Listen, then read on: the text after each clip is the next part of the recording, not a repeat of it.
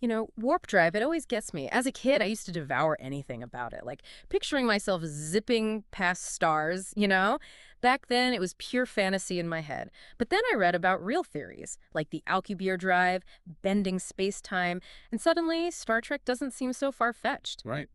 Speaking of Star Trek, get ready to relive where no one has gone before with me. Today, we're diving deep into this episode using the transcript you sent to unpack what makes it so captivating. I'm ready. We're talking warp speed, like pushed to its absolute limits, thoughts having more power than we realize. And, oh yeah, Wesley Crusher, for once, actually being the most insightful person in the room. Lucky for us, I've got an expert who can help us separate science fact from, well, Star Trek fiction, ready to explore those what-ifs together. Absolutely. Let's do it. Okay, so the episode kicks off with the Enterprise meeting this guy, Kosinski, who's basically a warp drive whisperer. Oh, yeah, him. He's got these new formulas, right? Ones that promise to make the Enterprise even faster. But, and here's where it gets really interesting. Riker, always the cautious one, he calls the formulas gibberish. Classic Riker. And even Data can't find any improvement in engine performance, at least at first. So it begs the question, how do we go from skeptical looks to crossing galaxies in the blink of an eye? It's fascinating how Star Trek uses warp drive, a completely fictional technology, to sort of highlight the boundaries of what we understand about physics in the real world. Okay, so walk me through this. How does warp drive actually work, at least in, the Star Trek universe? Okay, so imagine this. Instead of actually traveling through space at these impossible speeds, what warp drive does is it distorts space-time itself, creating a warp bubble around the ship. So it's kind of like folding space to create a shortcut. Exactly. Now, we haven't cracked the code of warp bubbles in reality yet. Too bad. But this idea has some basis in theoretical physics. Remember that Alcubierre drive I mentioned earlier? Yeah. It proposes something similar, manipulating space-time to achieve faster-than-light travel. Hold on. So are we saying that Kaczynski's formulas, even if they, sounded like gibberish to Data at first, might actually hold some clues to, like, manipulating space-time, like the Alcubierre drive suggests? It's possible. That's wild. It's a fun thought experiment, right? And the episode takes this idea to the extreme. Remember, the Enterprise ends up in the Triangulum Galaxy, which is a whopping 2,700,000 light-years away. Yeah. And they get there in minutes, not centuries. Talk about a shortcut. Right. Even Data short circuits a little, which says a lot, given we're talking about Data. It's true. What does that kind of leap tell us about where, like, science ends and imagination begins? Well, it really makes you wonder, could we ever even fathom traversing those kinds of distances? Our current understanding of cosmology, the study of the universe's structure, suggests it's expanding at an accelerating rate. Even if we cracked warp drive, the sheer scale of the universe is an incredible challenge. It's almost too much to wrap your head around. It really is. But then, where no one has gone before, it throws us another curveball. The idea that thoughts might be even more powerful than warp drive. Oh, yeah. All of a sudden, we've got a Klingon pet appearing out of thin air, crew members getting hit with super realistic hallucinations. Even Picard encounters his deceased mother. It's like the line between what's real and what's imagined, it just dissolves. It's a fascinating concept that a lot of people brush aside as fantasy, but it actually has roots in various fields of study. In philosophy, there's this idea called idealism, which basically says that reality is shaped by the mind. And get this, even quantum physics hints at a connection between the observer and what's being observed. So are we saying that my coffee only exists because I think about it? Well, I need to be careful what I wish for on those early mornings, huh? maybe so. But seriously, this blurring of thought and reality is both exhilarating and terrifying at the same time. Absolutely, and that's what the episode captures so well. The Enterprise crew is dealing with the implications of a world where a fleeting thought could become anything, for better or for worse. And who better to highlight this mind-bending power than a mysterious being who can literally will things into existence?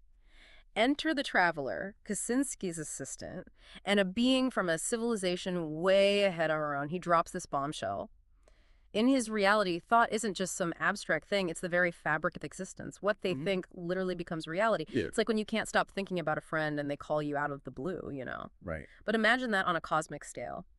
A fleeting thought conjures up a pet targ or sends a starship across the universe.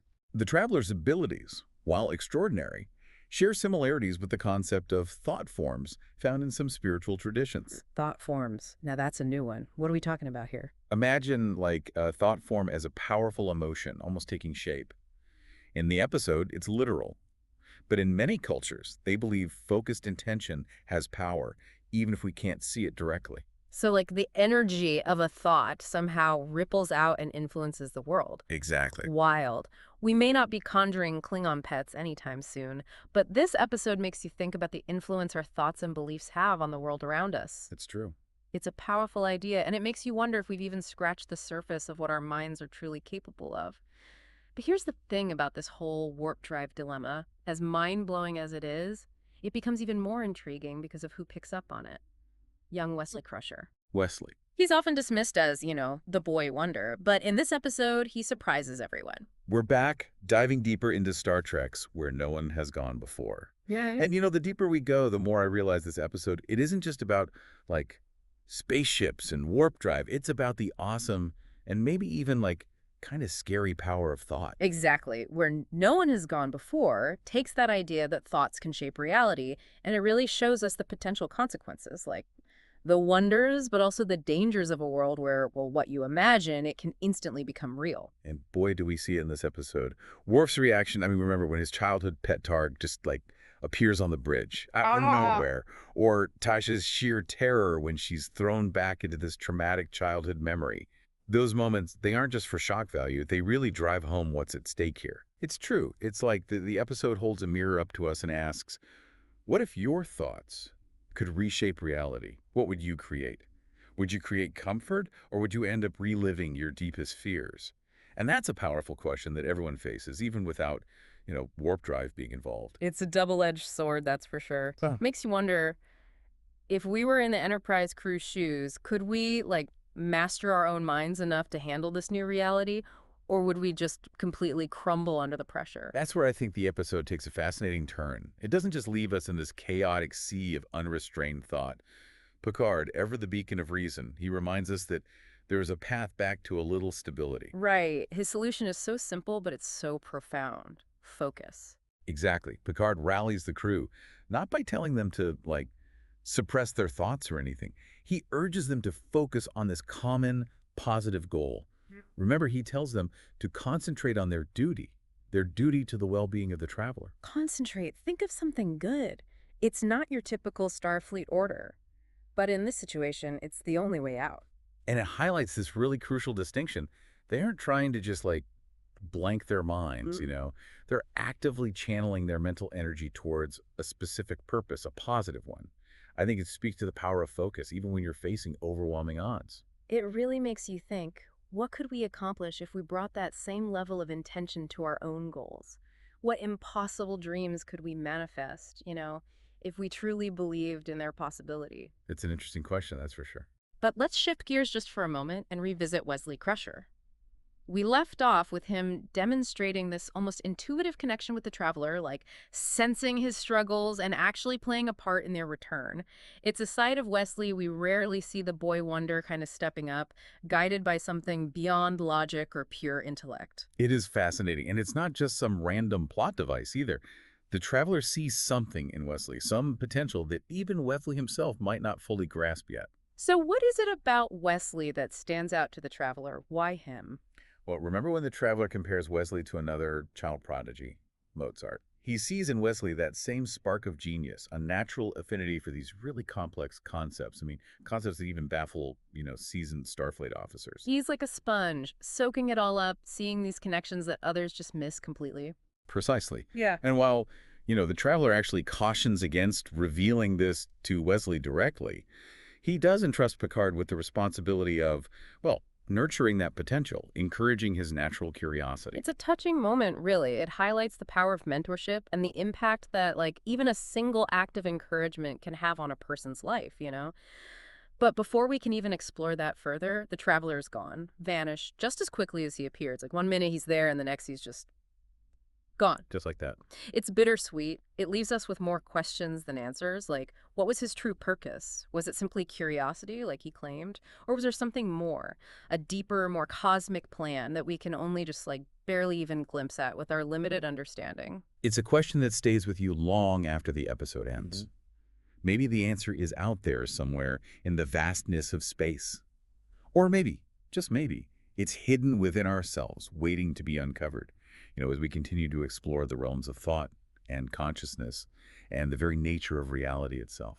And we're back for the final leg of our deep dive into where no one has gone before. Wow, time flies. It really does. We've covered so much ground, from warp speed and like the boundaries of physics to those aha moments when you realize, maybe our thoughts are more powerful than we think. It's quite a journey. It really is. But, even beyond the like thrilling plot and all those mind-bending concepts, I keep coming back to this. Why does this episode, out of all the Star Trek out there, why does it still resonate so strongly, even decades later? I think it's the themes, they're so enduring. Where no one has gone before, it grapples with questions that have captivated humanity for centuries.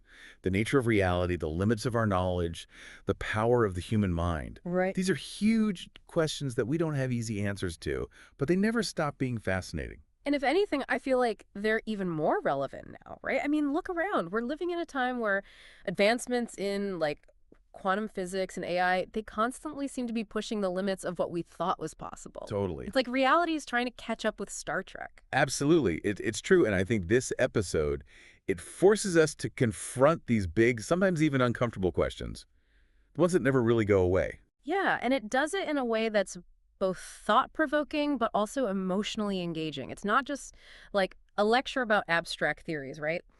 We're on the bridge with Picard and the crew, feeling the weight of their decisions as they navigate this completely new reality. It's the hallmark of great science fiction, using these fantastical, what-if scenarios, but to explore these very real human emotions and dilemmas. Totally. Like, yeah, we're dealing with warp drive and thought forms and all that, but at its core, this episode is about something deeply human. It's about our desire to explore, to understand, to really grapple with the unknown. Absolutely. And speaking of impact, we can't overlook the influence this episode had on Star Trek itself, right? Like, it introduces several themes that would become recurring threads in the next generation and even beyond. Absolutely. Like the idea of thought is this powerful force. It pops up again and again. You see it in episodes about telepathy, about psychic phenomena, even about, the dangers of advanced AI. It's like where no one has gone before, planted this seed that just continued to grow throughout the whole Star Trek universe. And let's not forget about Wesley Crusher.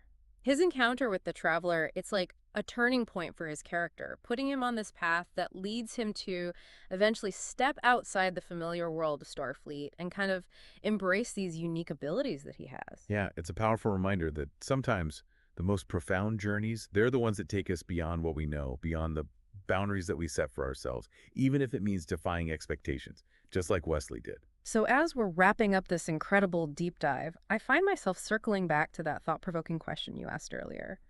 What if what we believe is possible? What if that's just the tip of the iceberg?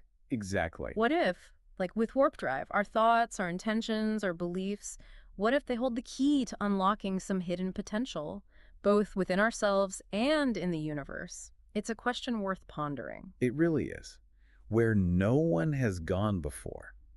It doesn't give us all the answers, but it encourages us to keep asking those questions, to embrace exploration, to keep pushing the boundaries of our own imagination. Because ultimately, the most rewarding journeys, they're not measured in light years traveled, but in like the expansion of our understanding and the deepening of our compassion and that unwavering belief in our own potential. I like that. This deep dive has been a journey for sure, but it reminds us that sometimes the most profound journeys, they begin with a single step, a spark of curiosity, a willingness to venture into the unknown, both within ourselves and the world around us, right?